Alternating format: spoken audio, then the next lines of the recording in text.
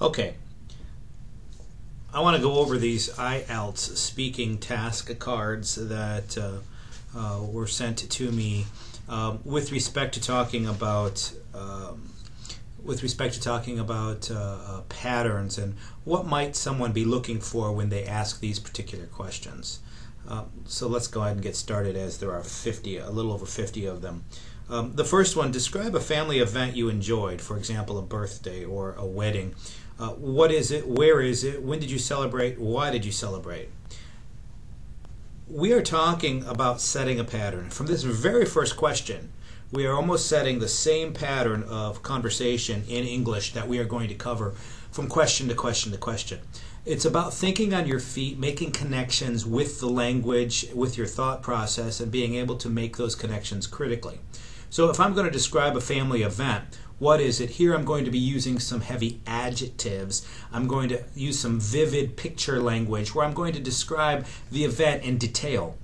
I'm going to tell you what it is. When we ask what is it, you name it, of course. When did you celebrate?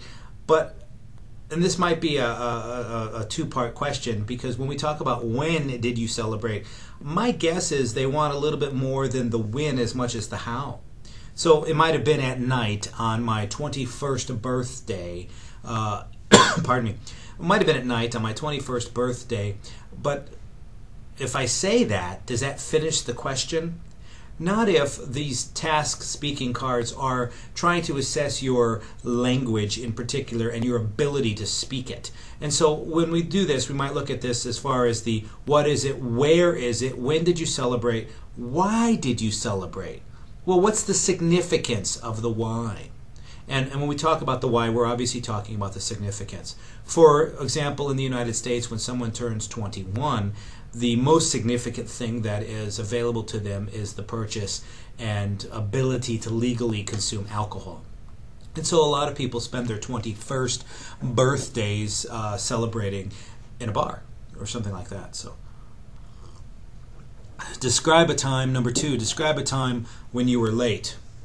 When was it? Where did it happen? Why were you late? Are you catching the pattern? The when, tell me what it was. Describe the event. Adjectives, picture language, in essence. Where did it happen? What's the significance of the event? You were late, why? The whole why is about the significance. The whole how is about what did you do specifically in detail. Where, and you can see we're covering these same pattern questions again and again. So whether you were late for church, whether you were late for a family reunion, whether you were late for dinner, whether you were late for a class, whether you were late for work, hopefully you weren't late for your test. So, okay. 3, describe a large organization in your locality. What large organizations exist where you are? A church, a school, a large company. It might be a number of these things with respect to a store, things like this. Are there lots of people in it? When we talk about how do people work there, are they volunteers? Are they paid? Are they paid on salary? Are they paid by the hour? Do they work there by way of being friendly? Do they work there by drone, straight face, and only doing their job, not paying attention to other people? Explain the significance of working there. Is it the most popular organization in town because it's important, or because it's the only available work source, job source, or something like that? So again, the same kind of patterns we're setting with respect to the speaking of what we're trying to relate. We want to talk about something, describe something, name it, talk about its significance, and describe. That's pretty much where we're at. More like, if I have to put it in order, I'm going to describe, tell what it is, or rather tell what it is. Let me rephrase that. Tell what it is, describe what it is, give details about the how, and then talk about the significance of the why. What book have you read recently?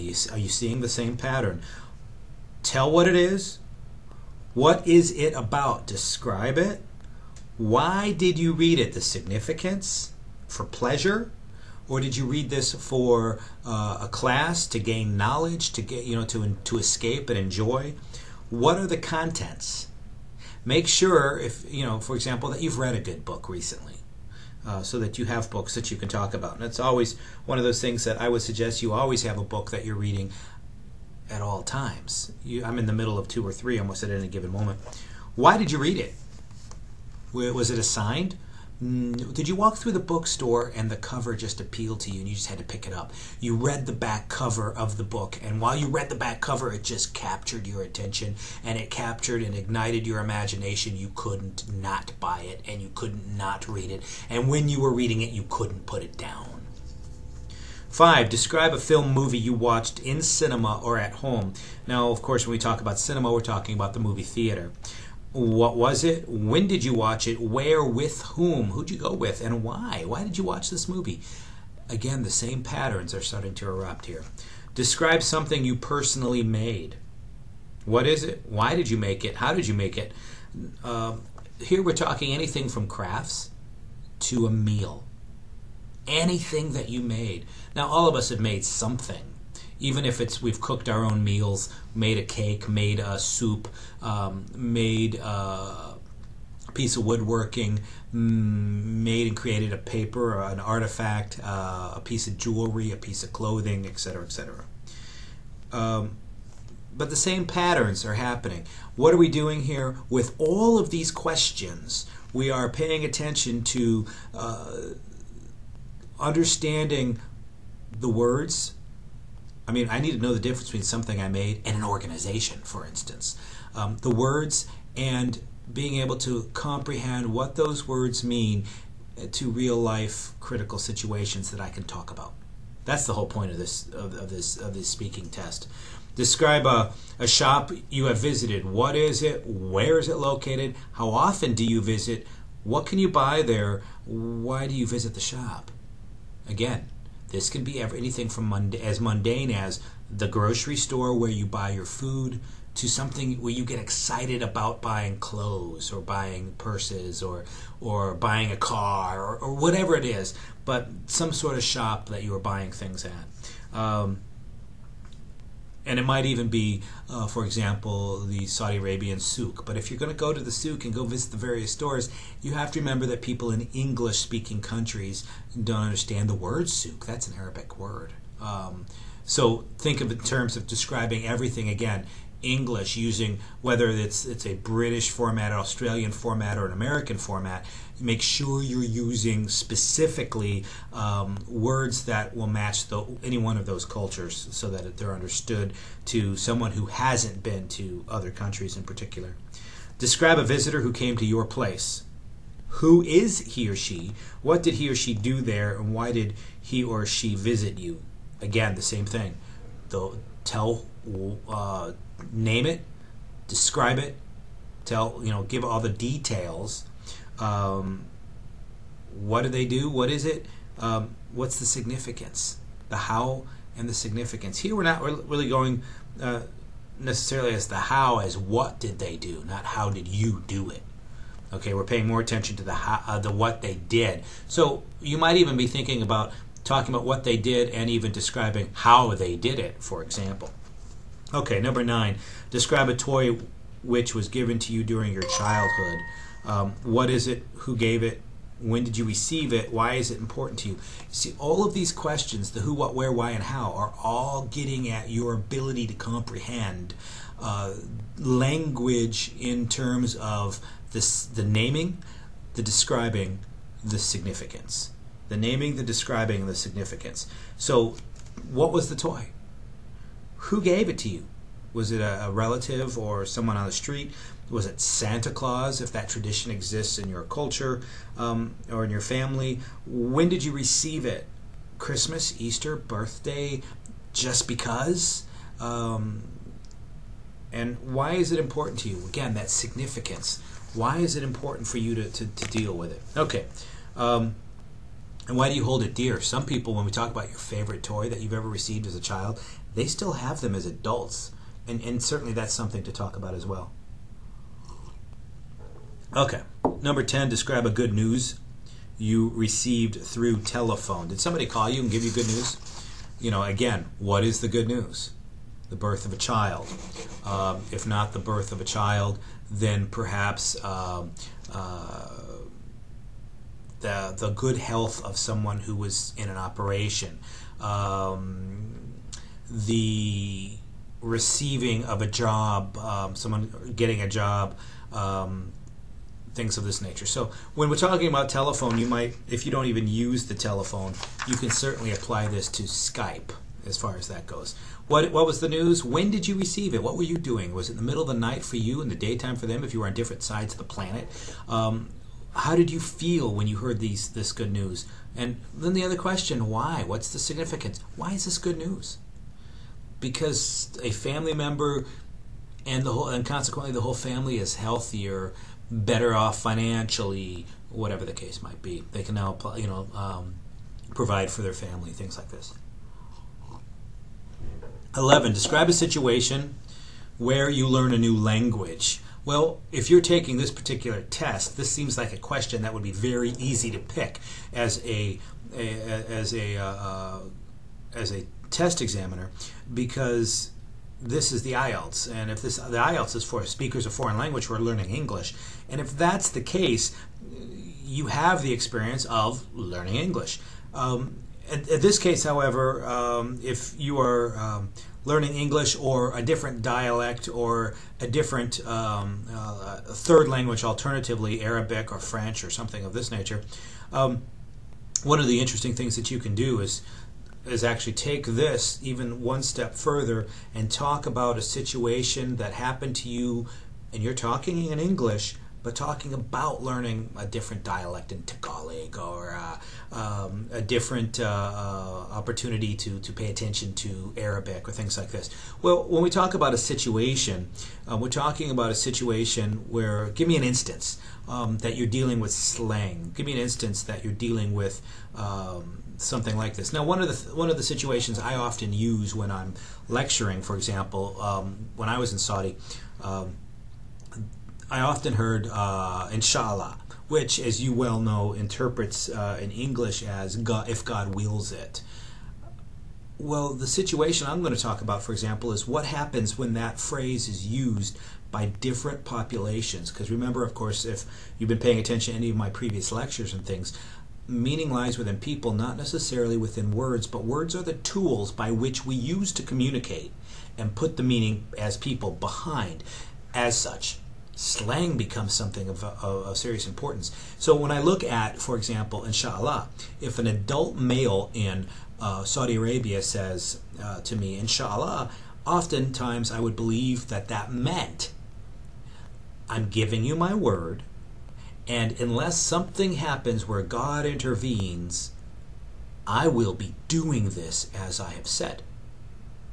Now, that's one interpretation. We talk about, a situation where we're learning a new language. What about the meaning of that phrase when it's said by a student in a college in Saudi Arabia? I'd say to the student, are you going to do your homework? Inshallah. But the difference in meaning in the person was often, teacher, I have no intention of doing my homework whatsoever, but if God does it, I'll take credit for it. And you can see that, although one is kind of funny, the other one may not be. When a male says these words in Arabic, I believe him, if it's an adult male whom I have become close to. However, if a student is telling a teacher this, it basically says to me, you have no interest in doing it, because of the history that I have experienced with the words being used in the situation. So when we talk about describing a situation where you're learning a new language, what about slang? What about the mix-up of meanings of words and pronunciation? These are the things that you're probably looking at trying to figure out. So what was it? When did it happen? When did you learn finally the difference and the nuances, the details of that particular issue? And why did you learn? What caused you to learn and figure all this out? So it's something to think about in advance. The next one, 12. Do you consider yourself successful? to what extent, and up to where can you go to achieve your goals. This one again depends on your definition of success. Your definition of success. Many people consider themselves successful because they've obtained certain levels of education. Some people believe themselves successful because they've obtained certain levels of rank in their job. Some people look for more personal life success, family issues, money issues. How do you define success? Other people define success by the amount of which in their life they're able to experience the opportunity to live, laugh, and love. And if those three things are within your grasp, you are successful. And so, again, it's really going to depend on, when you consider yourself successful, what is your definition of success? Number 13, describe a house or a flat you like. What is it? Where will you locate it? How will you decorate it? And why do you like it? Again, describe something. Think about a house or a flat. Now remember, of course, in American English, a flat is an apartment. We don't use the word flat in America. And so describe one that you like. You're going to have to think about one that you've been to or that you've seen that you like. What is it? Is it a flat? Is it a house? Is it an apartment? Is it a townhouse? Is it a condo? Is it a mountain cabin? Is it a seaside shanty tent? What exactly is it? Where will you locate it? Where would you like it to be? In the mountains, on the seaside, in a big town, in a big city, on a 50th floor of a big apartment building? How will you decorate it? Now this is really, again, a pure idea of your opportunity to describe your style, but in so doing, when you are describing your style, you are also telling me about your ability to visualize and describe your visualizations in English. You can practice this in advance. You know, what kind of curtains would you put on? What kind of furniture would you have there? What kind of clothes do you want decorated? What kind of paintings do you want hanging? What colors do you want to paint the walls? What kind of appliances would you put in there?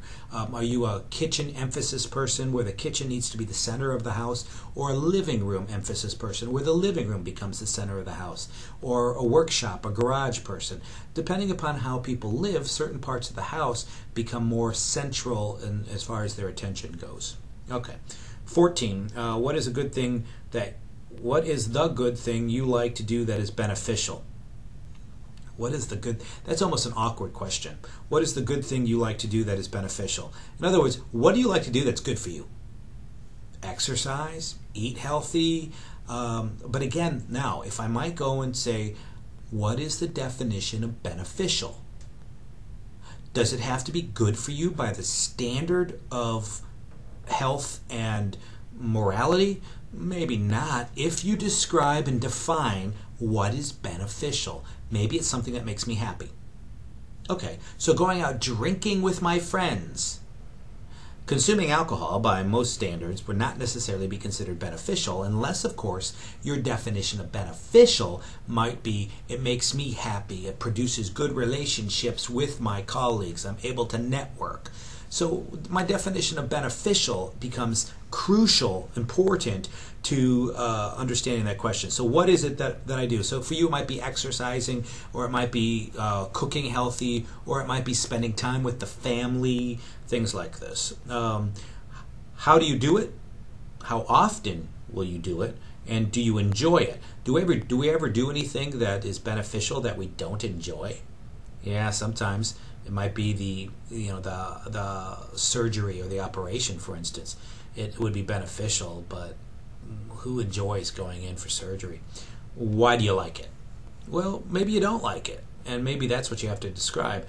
But maybe you understand the benefits. Why is it beneficial? So eating healthy because it makes me feel good, or something like that, if I'm going to go that route. Number 15, if you can make any changes in your life, what will it be?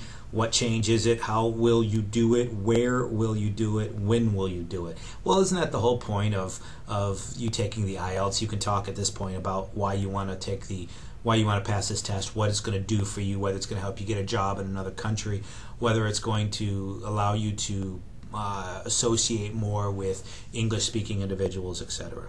Number 16, describe a speech you have heard. Again, you've heard a speech. Was it in English? Was it in another language? Doesn't really matter. You just need to describe it in English. So you got to do some translation here. But again, you're talking about that pattern of what is it, to name it, tell about who it was, for example. When the who is important, they toss in the who. If it's not you, then who was it other than you? And then the when was it, where was it, why was it, what, describe a speech. Why did they give it? As far as the why do you suppose they gave it, and why do you think it struck you as important that you remember it? Something to think about. Okay, number 17, describe a game, not a sport, you enjoyed in your childhood.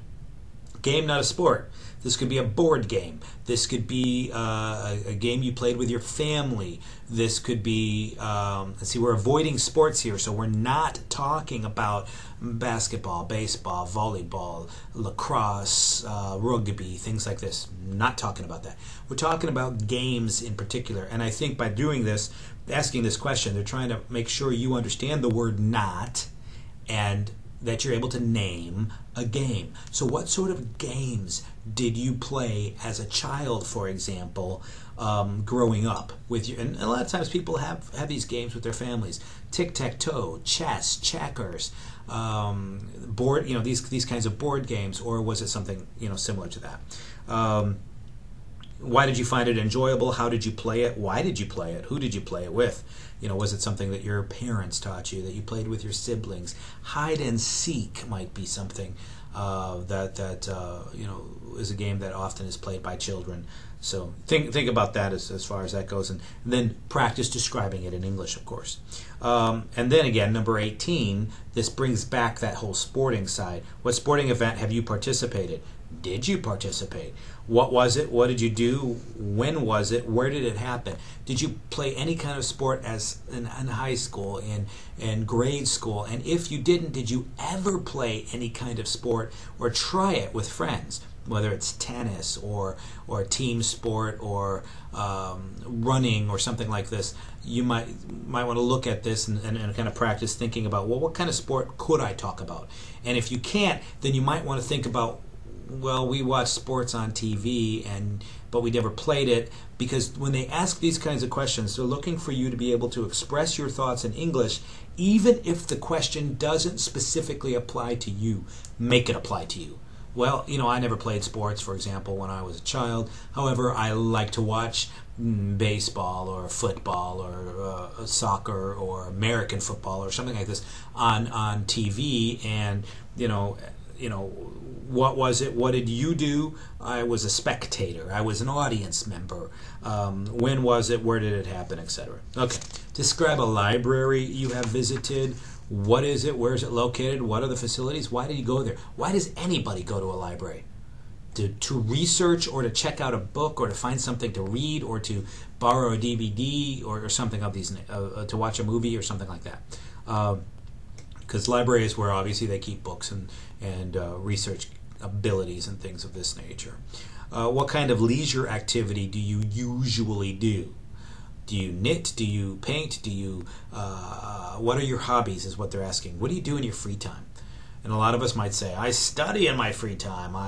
But when you have free time, what might you be more interested in doing? What is it? When do you do it? Where do you do it? How often do you do it? Why do you do it? Things of this nature.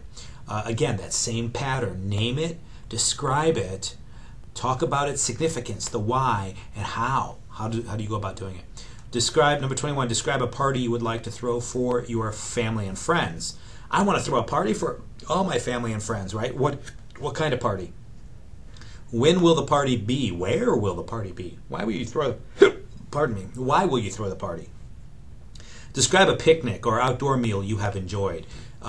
You've obviously had lots of outdoor meals with friends. Okay, so what was the outdoor meal?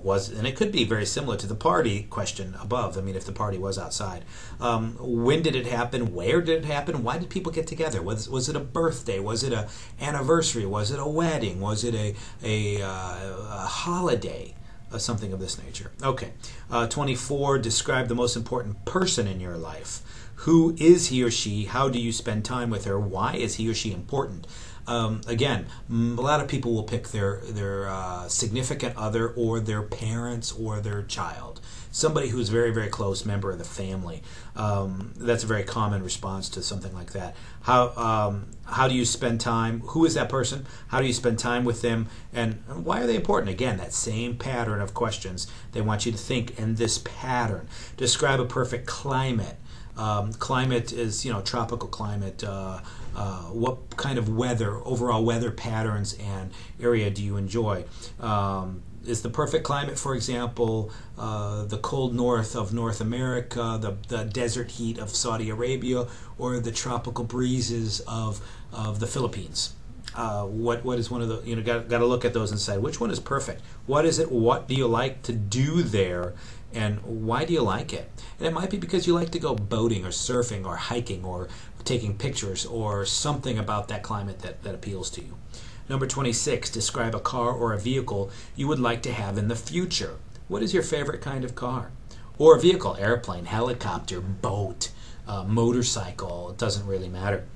What is it? When did you plan probably to have it, if you're planning to have it? And maybe you can't plan to have it because it's something that you don't anticipate ever being able to afford. I might really want to, I might like to have an airplane in the future, but the likelihood of my being able to ever afford an airplane, not going to happen. So my suggestion is probably pick something more realistic as to so that you can answer the when you plan to have it, and how are you going to plan to get it. In other words, how are you going to pay for it? How are you going to get it? What process are you thinking about in those terms? And why do you like it? What appeals? What is it that you enjoy about looking at it, writing in it, et cetera, et cetera? Again, the whole pattern is coming back through. 27. Describe a useful thing you learned recently, whether it's driving, cooking a dish. What have you learned? And part of this is to try and describe anything that you've been learning. What is it? Who taught you? When did you learn it? Where did you learn it? Why is it useful? Again, that whole concept of being able to understand that those thinking patterns of describe what it is, how do you do it, why is it significant, and so think of those in those ways. 28. Describe a recent change that made you really happy. What is it? Where did it happen? When did it happen? Are you catching the pattern here? Always, again, I want you to talk about this. Now, obviously, the question requires you to make sure you understand what the this is. Name it, describe it, discuss the significance of how it happens or how you do it or who it was, and then discuss the significance of why is it important. Okay. Describe a well-known artist, actor, musician, sculptor, somebody that you admire on TV, or an artist or a musician or somebody that you pay attention to. Who is he or she? What does he or she do? Why are they well-known? Why does anybody care? What makes them special? Again, that whole significance issue. Significant to you is what's important here. But at this point, you have to play. Your brother might be a sculptor, but here we're talking about somebody who is well known, somebody that the people who are grading this can actually go to the Google, for example, type in the name, look up, and say, oh yeah, if they're not already familiar with them. Describe a family, not yours, that you know. So pick the neighbor's family or the best friend's family. Who is the family? Where do they live? What do they do? Why do you like this family? Okay, doesn't make any difference what country they're in. Just make sure that you're actually going through and discussing, looking at the description. Again, that pattern seems to follow through. Describe your school when you were a child. Same pattern. We're just changing the what in each question. I want you to talk about the school now. When you were a child, what is it? Where is it located? What are the facilities? What was there? Did they have? When we talk about facilities, did they have a tutoring lab? Did they have a computer lab? Did they have a gymnasium? Did they have a cafeteria? Did they have many classrooms? Did they have good seats and desks in the classrooms? Did they have, we talk about facilities, we're talking about the things in there. Why did you attend that school? Did I attend that school because my parents told me to? It's the only school in town. It was the public school. It was the Catholic school. It was the religious school, whatever it might be. Describe a wild animal you find interesting. Describe a wild animal you find interesting. Again, that same pattern. Whether the wild animal is a bear or an insect. What do you know about any of these wild animals that you find that might be of interest to you? So pay attention to something like that. You may have to go look it up, and that's okay, because this is what they want you to do, is they want you to pay attention to various topics and start to collect a vocabulary in English that you can use to describe all sorts of things. So, I mean, you certainly can even talk about, when you talk about a wild animal, you might talk about your dog, your pet, your cat, your pet, something that you thought initially was wild and that you tamed. Who knows?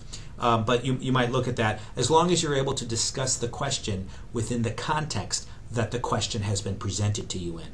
Okay, describe an exciting message that you received.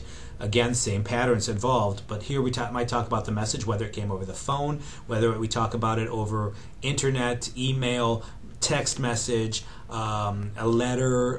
The exciting message might be a letter that was sent to you saying, congratulations, you got a scholarship. Congratulations, you are admitted to college. Congratulations, you have got a job. Something like that might certainly account for. Or an exciting message, you got message that you have a new nephew or a niece. In other words, it goes back very similar to that good news or good news issue that you got on the telephone. Okay, number 34, describe a special meal you had with someone. Okay, again, I'm describing an event. Pick someone. Who was it? What was it? When? Where? Why was it special? Number 35, what is something you want to do but you cannot do right now? What is it? When do you plan to do it? Again, depending upon your goals for taking the IELTS test specifically, you might want to pay attention to this, because that is certainly something that falls easily within, why are you taking this test? Well, you can't do what you want to do until you pass this test, or something of that nature. Describe a person who is good in his or her job. Again, somebody that you admire and what they do, and that they're very good at their job. And you go, who is he or she? Why? What are their qualities? What makes them good? What does he or she do? And why do you say he's good or she is good? Why? In other words, we're going back to definition. Beneficial. Back to definition here in this case of good. What is good? Why do you say they're good? Okay. 37, describe a city you visited that is polluted. If you've been, now pollution can come in various different kinds of ways. The air could be smog and full of bad gases and smoke and things like this from factories. The ground in the cities can be just full of litter and garbage and things like this. So pollution can come in. The water could be tainted. The water could be a problem. So pollution can come in various ways. So what city? Where is it polluted? Where is it located? And then the question, why is it polluted? Factory runoff. Nobody picks up the garbage. Something of this nature. So think about that. Those what and why. Factories throwing smoke and all kinds of things in the air, and the air, there's not a whole lot of wind in that city, so that the air just stays there, and it's just horrible air. 38, describe a swimming place you've been. Is it a swimming pool, the ocean, a river, a pond, some place that you went swimming? Where? When did you go? How often? Why do people go there? Why do people like it? 39, describe a modern building you know. Modern building. So have you been to any brand new well-created buildings? This could be a large building or a house.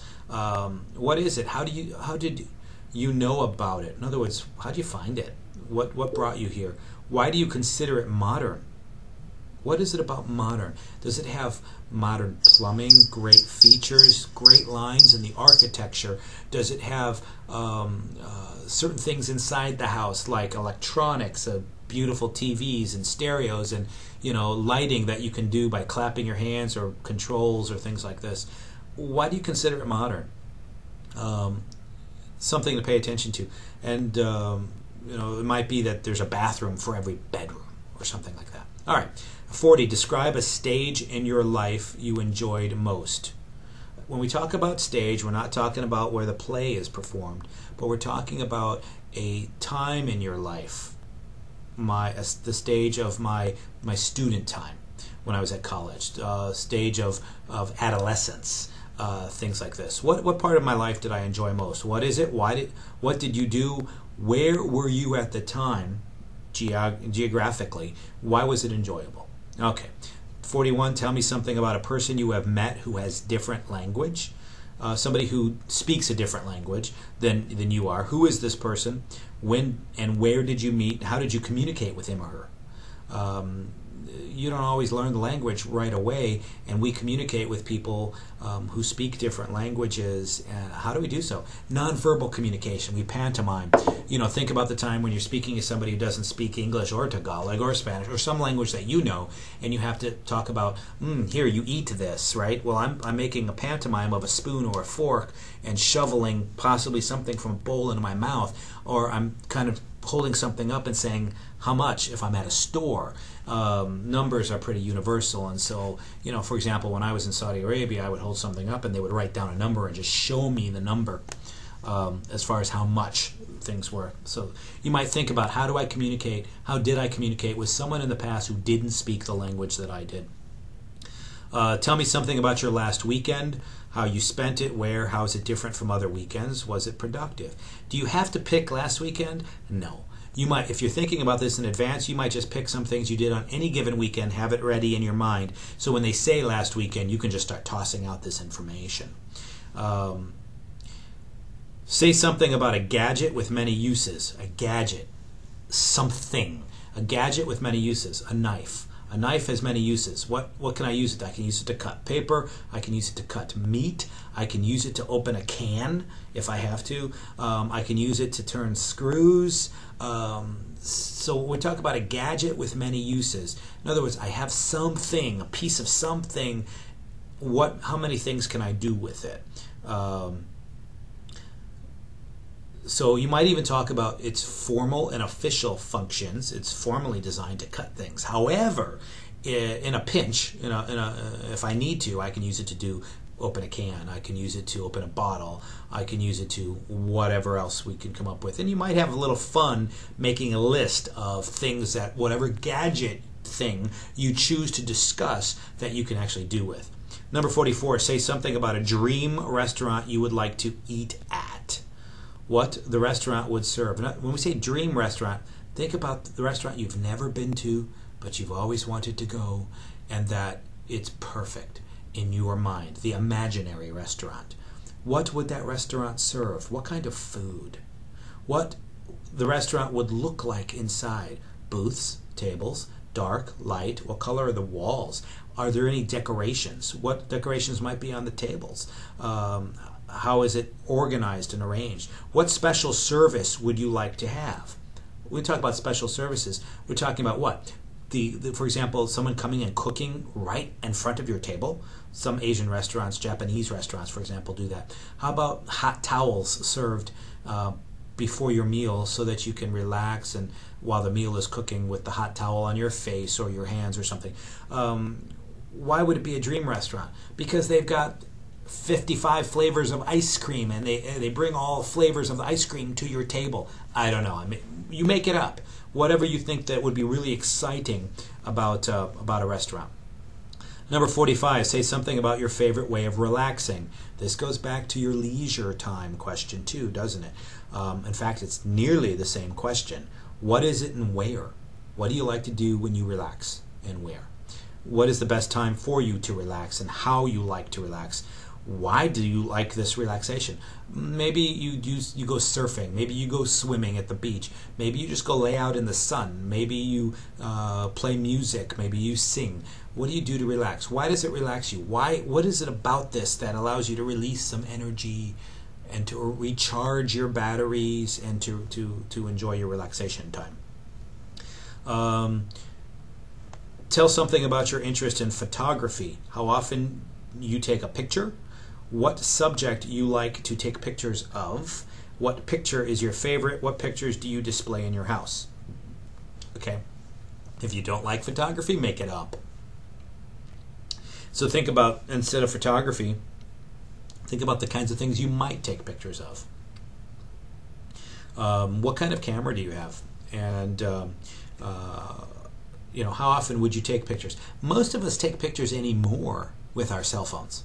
And so we might talk about the fact that I take pictures of flowers and trees when I see really beautiful weather and the trees and the nature that is beautiful. And so that might happen, for example, once a week or twice a week. What subject do you like to take pictures of? Trees, flowers, or maybe people? I like the faces of people who are my friends and happy faces. What picture is your favorite? People under a tree, and what people are they? My mom, my dad under a tree in Chicago during Easter. Who knows? I mean, you can make some of this stuff up, but think about it ahead of time. What pictures do you display in your house? So, do you hang pictures on the wall? Do you have pictures sitting on the tables and frames? And who are they? What are they? What are they pictures about? Number 48, name a product that can either be handmade or machine-made. So something that a machine or a person can make. For me, for example, it's pens. Other people, it might be clothes. Handmade or machine-made. Ice cream, butter, different kinds of foods. Handmade or machine-made. So these are the things that come to my mind immediately. So what is the product? Where can you buy it? And what are the uses of this product? Well, I might talk about my shirt or my clothes, the coat, for example. Someone can sew it by hand, or they can put it into a machine and have it made. And the use, of course, is to keep me warm, to look fashionable to wear, things like this. 49, say something about the foreign cuisine that you enjoy. Do you eat Chinese food? Do you eat Mexican food? Do you eat Thai food? Do you eat Saudi food, Middle Eastern food of some kind? When we talk about foreign cuisine, we're talking about the food that is created originally from another country. What kind of food is popular from other countries anywhere where you are? So say something about it. What is that kind of food? When we say cuisine, we're talking about the kind of food. How are you introduced to the cuisine? How were you introduced? Who first gave you some to try? How are you introduced to it? Why do you like it? I like it because it's spicy. I like it because it feels good going down my throat. I love the way, the texture of the way it feels in my mouth. Maybe I like the taste of it because it tastes more like fruit, or it tastes smooth, or it's got a rough texture. I like it because it makes me feel good. Whatever it might be. Why do you like it? And why do you like to eat foreign cuisine? Why do you like to try foreign foods at all?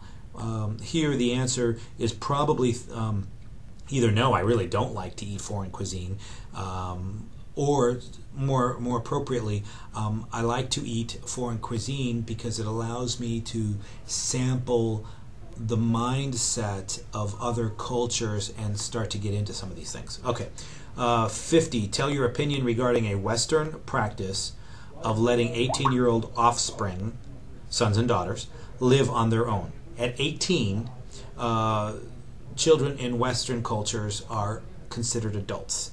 As such, as an adult, they're allowed to go and find their own apartment, flat, house, rent it, or something like this. So your opinion regarding it. And then talk about the arguments for or against children continuing to stay in the family home beyond the age of 18. Well, for or against, if I am for them staying in the family home, I'm having them stay because it's a bonding, it's an opportunity for the continued family bond to stay strong. continually being able to learn from the older family members, mother and father and older siblings. The argument against is it sometimes impedes or stops or hinders or keeps us from learning to be accountable and responsible in today's society for ourselves. And so there's your argument for and against, at least one you might look at. Would you want your own children to stay with you even when they are 18 or older? Again, that's a question that you can answer either way depending upon which argument you prefer. Number 51, differentiate a journalist from a writer. A journalist is someone who writes about real things that happen with the intent of presenting them on the news. So they're going to be, a journalist is someone who's going to write something that's going to be in the newspaper, that's going to be about real events that are happening out in real life that are being presented as real life stories. Whereas a writer might write a book or a story or something that could be true but doesn't have to be true. A writer can write fiction or poetry, or it's a much broader context, a much broader opportunity to write different things. So how are they similar? They're both writing, sometimes both writing about the same realistic things. How do they differ? A journalist usually tries to keep to the facts, and a writer doesn't have to. They can write fiction and poetry and literature, things like this. If you wrote for a living, would you be a writer or a journalist? Again, do you only want to kind of concentrate on real life facts, or are you happy using your imagination and coming up with different ways of expressing opinions and things about yourself? Discuss, number 52, discuss if you enjoy traveling. Again, do you like going from country to country or seeing different things? What is it you like about traveling? Do you like seeing the different views, meeting the new people, finding the different restaurants and stores? Do you like being able to see the different customs and the way different people live? What are the things that you don't like about traveling? For me, for example, I don't like spending hours and hours and hours cramped in an airplane. Sometimes I don't like long trips in a car. Sometimes you don't get the opportunity to eat your favorite foods because they're just not available. Sometimes if you forget something that you have at home, you have to buy them all new because you can't go home to get to them, and these things might cost a lot of money. You can come up with some of your own things as well. Recall a traveling experience that you have had. In other words, think about a time when you traveled somewhere. Again, name it and describe it. And do you see yourself traveling in the future? Again, what is it about the traveling you like to do, and where would you like to travel? And based on whether or not there were more things in the context that you didn't like versus the number of things that you did like, you may want to say, yes, I see myself traveling in the future, or no, I don't see myself traveling too much in the future. But remember, of course, you're taking the IELTS with the hope of traveling someplace else. So you might want to certainly suggest that, of course, I want to see myself traveling in the future. Okay, so that's a quick rundown of the 52 questions that you asked me to talk about on the IELTS speaking task cards. Again, my last comment is look for the patterns, because each of these questions have the same pattern after the question's asked, and they want you to go through those in that respect. Okay. Send me any questions that you might still have, and good luck.